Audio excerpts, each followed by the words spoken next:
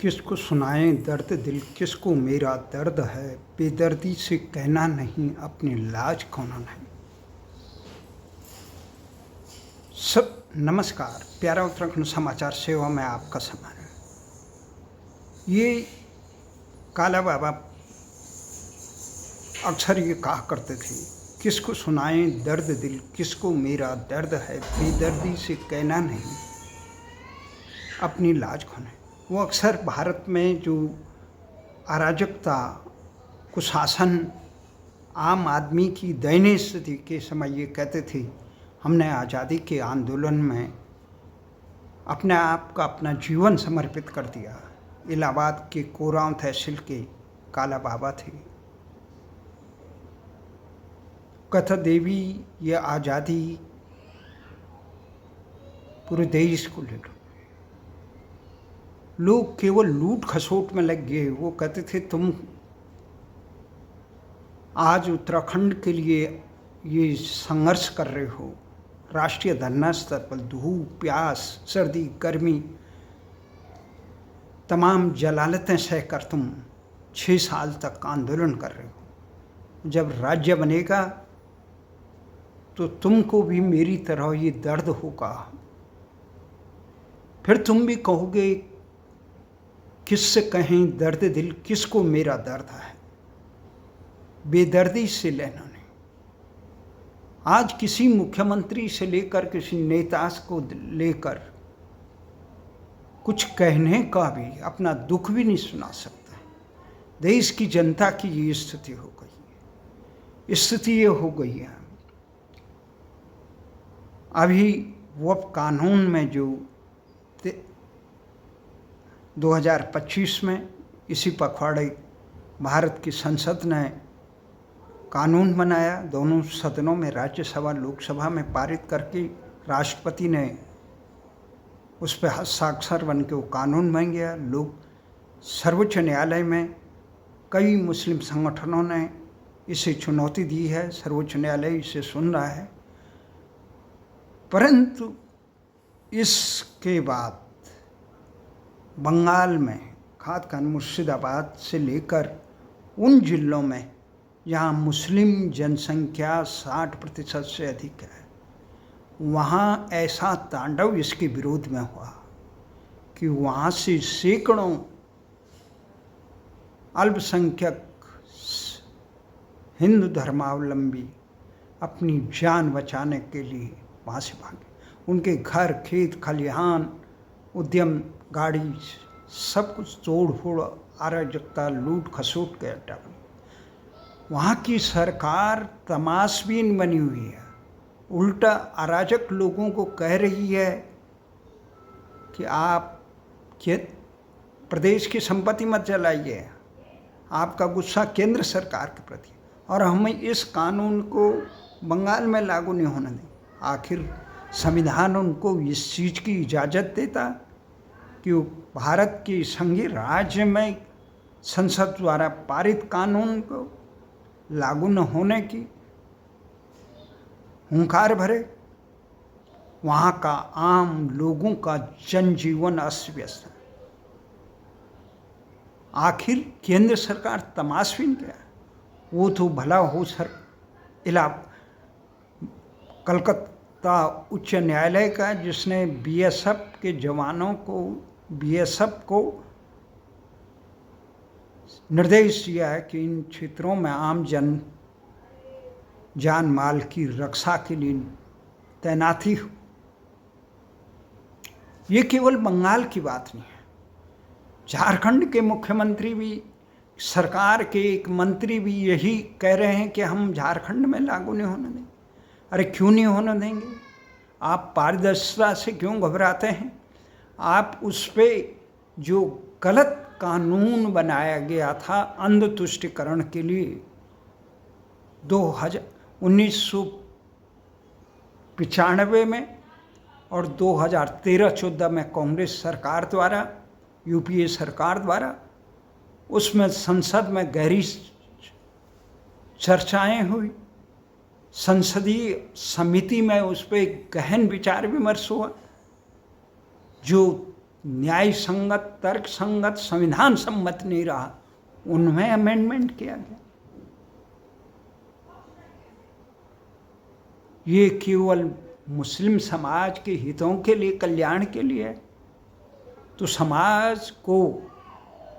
समाज की संपत्ति को जो अल्लाह के नाम पे मुस्लिमों के कल्याण के लिए जो संपत्ति दी गई है, उसमें जांच, उसमें पारदर्शिता क्यों नहीं होनी चाहिए? आखिर कौन लोग इसका विरोध कर रहे हैं? इन विरोध करने वालों को किस प्रकार से उनके निहित स्वार्थ, ये तमाम चीज़ें जब सामने आई और तुम वहाँ के अल्पसंख्यकों पर वो करें, इससे बड़ी धमकियाँ तो पड़ोसी बांग्लादेश, जो मुर्शिदाबाद और मालदा अन्य जिलों से लगी हुई सीमाएं हैं, जहाँ बांग्लादेशी लोगों को बंगाल की मुख्यमंत्री कह रही हैं उनका स्वागत है, वहाँ से ये भारत को धमकियाँ दी जा रही है कि अगर भारत के लोगों ने इस प्रकार का अत्याचार किया तो हिंदुओं के खिलाफ काम करेंगे। ये तमाम चीज़ें जो देश के हितों के खिलाफ काम की जा रही हैं, उसको किस प्रकार से दूर किया जाएगा, ये बहुत बड़ी चुनौती इस देश के अस्तित्व पे है, देश की लोकशाही पे है, देश के स्वाभिमान पे है। आखिर बांग्लादेश हो या अन्य देश के नागरिक हो या देश का नागरिक हो, भारत के सामाजिक ताना माना को नष्ट करने का, उसको न मानने का अधिकार किसने दिया? वो तो शर्म करो, शुक्र करो कि इस समय इंदिरा गांधी नहीं है, नहीं तो बांग्लादेश वालों को तख्ता पलटने का, अराजक लोगों द्वारा अल्पसंख्यकों की संपत्ति को नष्ट करने की क्या सजा इंदिरा शासन में दी जा सकती थी? तख्ता पलट करने वालों को किस प्रकार का सबक उठाना पड़े? मोदी सरकार भले ही ये कदम न उठाए, पर ज़रूरत देश की ये थी कि वो बांग्लादेश के उन अराजक लोगों को, भारत विरोधी लोगों को कड़ी सजा देने का काम करते। जिस प्रकार से भारतीय हित नहीं, मानवता के हित, अगर अमेरिका के वर्तमान राष्ट्रपति ट्रंप वहाँ के अल्पसंख्यकों की पीड़ा को इजहार नहीं करते चुनावों में, तो भारत के तथाकथित प्रगतिशील विचार के लोग, धर्मनिरपेक्षता का चोला ओढ़े हुए लोग ये कह रहे थे ये प्रोपेगेंडा है, बांग्लादेश में सब शांति से चल रहा है। परंतु स्थितियाँ बहुत दयनीय हैं। भारत के प्रधानमंत्री को नहीं चाहिए था ब्रिक्स सम्मेलन में बांग्लादेश के उस अत्याचारी, सत्ता पर जबरदस्ती हड़पने वाले तानाशाह से मिले जो अमेरिका जो बाइडेन का प्यादा था, उससे नहीं मिलना चाहिए था। जिस प्रकार पाकिस्तान और बांग्लादेश से वर्तमान शासन में, इनसे क्रिकेट से भी रिश्ता नहीं रखना चाहिए, खेल हमेशा समान होना। वही स्थितियाँ आज देश के लोग अपने ही देश में शरणार्थी बन गए हैं। कश्मीर की तरह ये स्थितियाँ बंगाल में हो गई है। अगर असम में मजबूत मुख्यमंत्री नहीं रहता तो वहाँ की भी ये स्थिति, उत्तर प्रदेश में योगी जैसा मजबूत मुख्यमंत्री नहीं रहता, वहाँ की भी ऐसी स्थिति, दिल्ली की ये हालत है। सबसे पहले राम जन्मभूमि, बिहार से लेकर मध्य प्रदेश में राम जन्मनवमी के दिन जो शोभा यात्रा निकाली थी, उस पर पथराव करने का जो कृत्य किया गया, उसके खिलाफ भी बने। सवाल हमें ये दिखता है, इधर उत्तराखंड का जो तमाम विदेशी ताकतों के आक्रमणकारियों के कार्यकाल में हमारे यहाँ लोगों ने भारतीय संस्कृति को बचाने के लिए विकट विषम परिस्थिति में उत्तराखंड में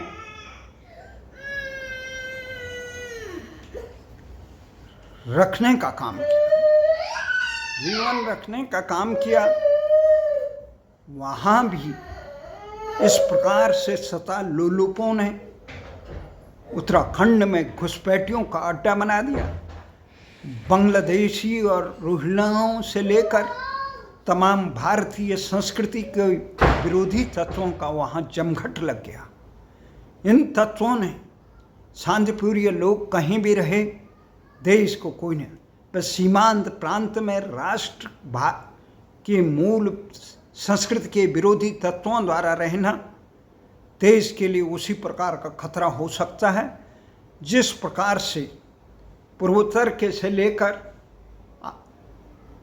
जम्मू कश्मीर में इस प्रकार की त्रासदी देखी जाए, असम में देखी गई, हमारे बंगाल में देखी गई, ये दिल्ली में देखी जा रही है। दिल्ली दंगों से साफ है किस प्रकार से राजनीतिक दल ऐसे तत्वों को संरक्षण, उसी प्रकार से उत्तराखंड के दिशाहीन नेता ऐसे तत्वों को संरक्षण दे रहे। वर्तमान सरकार चाहे भाजपा की हो, वो कितना भी कहे कि पहाड़ का पानी और पहाड़ का जवानी की हम रक्षा करेंगे, उत्तराखंड नहीं भारतीय संस्कृति के लिए समान नागरिक संहिता बनाएंगे, लेकिन उत्तराखंड की जो जनता कह रही है यहाँ की सुरक्षा के लिए, देश की सीमाओं की रक्षा के लिए यहाँ भू कानून, मजबूत भू कानून चाहिए। वो भू कानून बनाने के लिए तेने 1950 का मूल निवास चाहिए, वो बनाने के लिए तैयार नहीं है।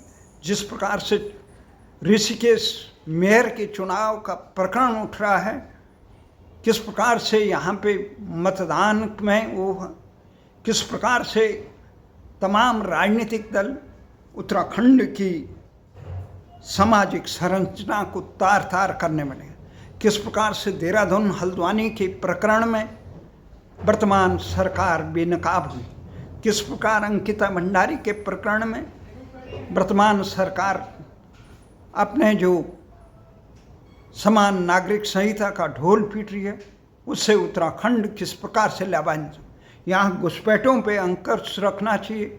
उत्तराखंड के ताना माना को हमने शुरू से कहा था कुंभ क्षेत्र उत्तराखंड करे। जिस बार से हिमाचल में परमार ने पेप्सू रियासत को वापस कर दिया था, उसी प्रकार हम चाहते थे हरिद्वार कुंभ क्षेत्र को छोड़कर हरिद्वार शेष जनपद उत्तर प्रदेश में रहे।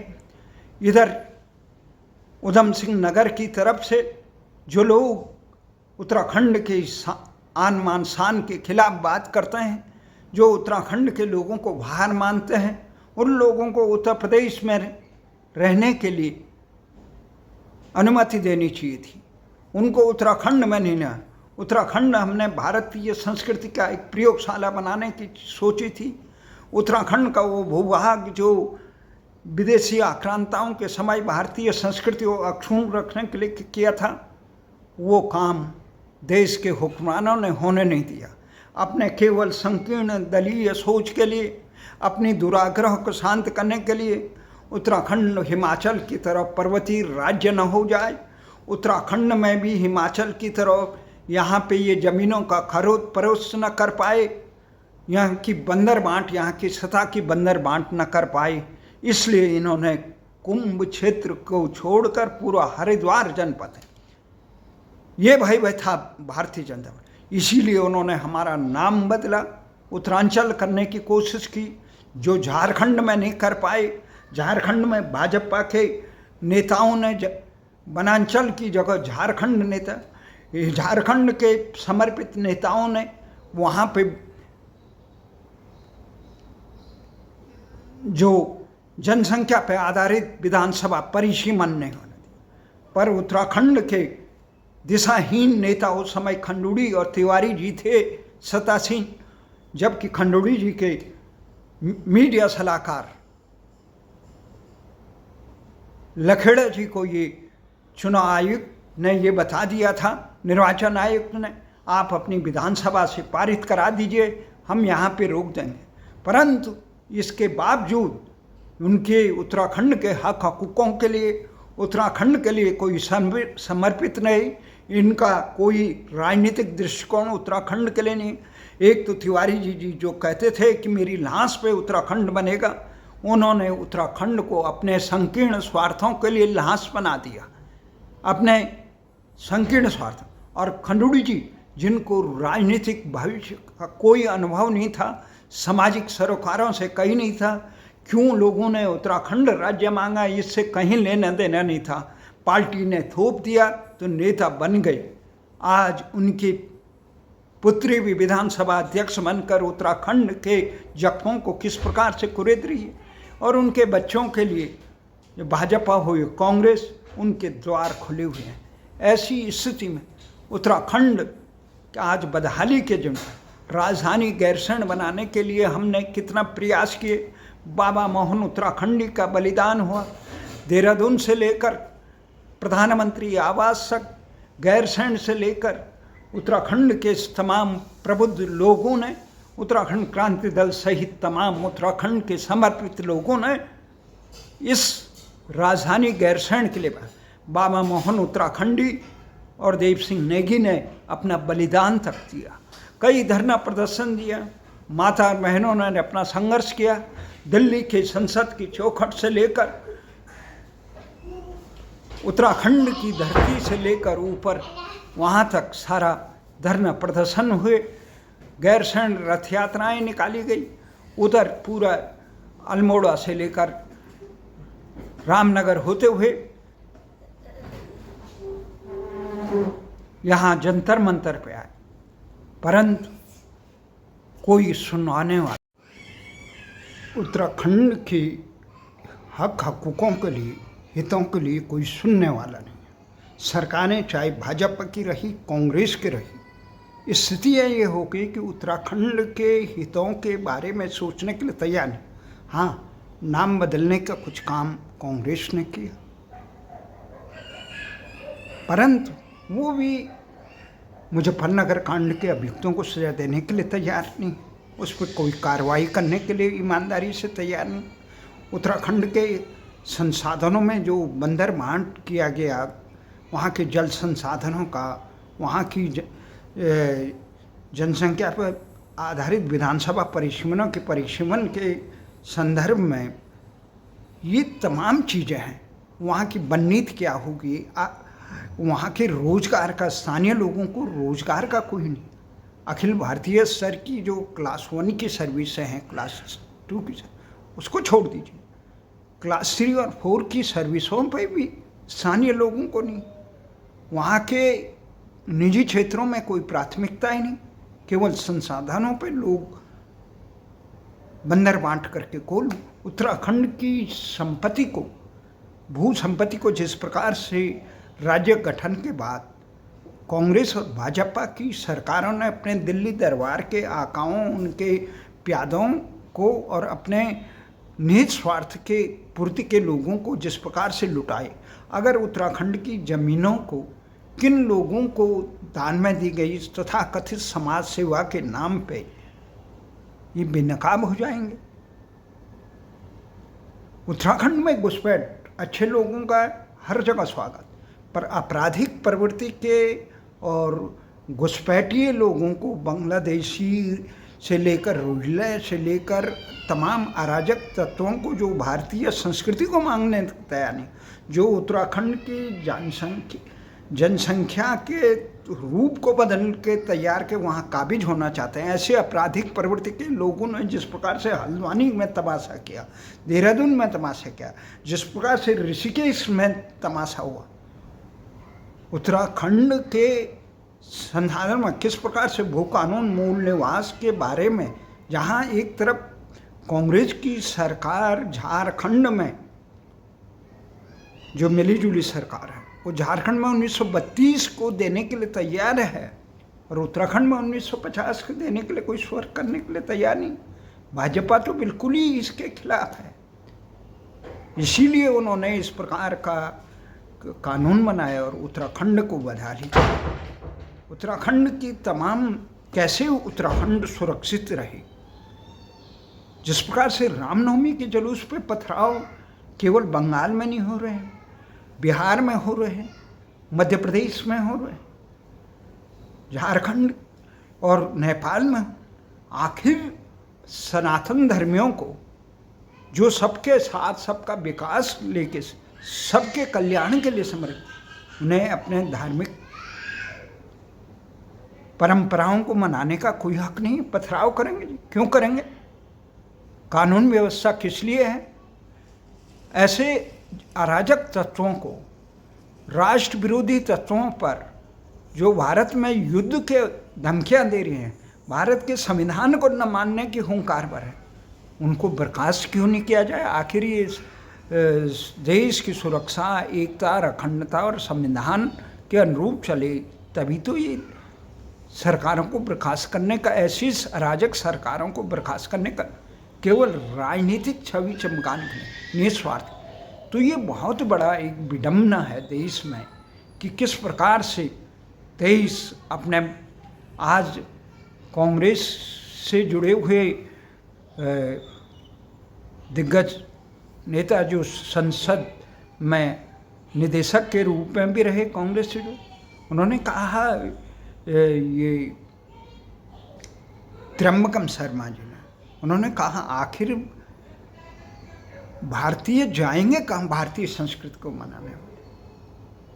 जिस प्रकार से बंगाल से, कश्मीर से खदेड़ा जा रहा है, जहाँ पे अन्य समाज बहुसंख्यक को, वो भारतीय परंपरा को, भारतीय संस्कृति को मानने के लिए तैयार नहीं, वो लटके बल काम। और सर्वोच्च न्यायालय इस मामले में देखने के लिए तैयार नहीं है।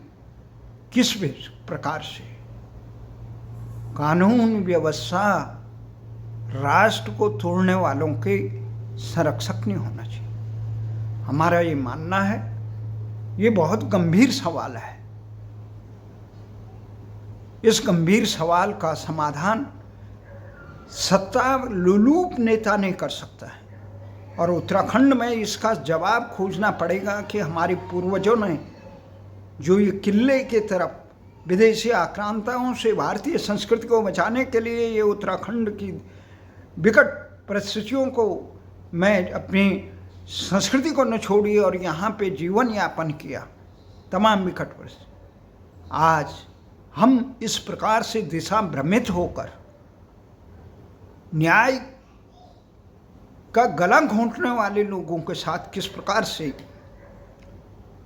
यहाँ जो भारतीय परंपरा को मानते हैं जो लोग, उनका स्वागत है, परंतु भारतीय परंपरा के विरोधी, दूसरों को सहन न करने वाले, दूसरों की धार्मिक कार्यक्रमों में पथराव करने वाले और न्याय का गला घोंटने वालों के साथ, अन्यायी लोगों के साथ को एक पल के लिए भी उत्तराखंड की धरती में, क्या भारत की धरती में होनी।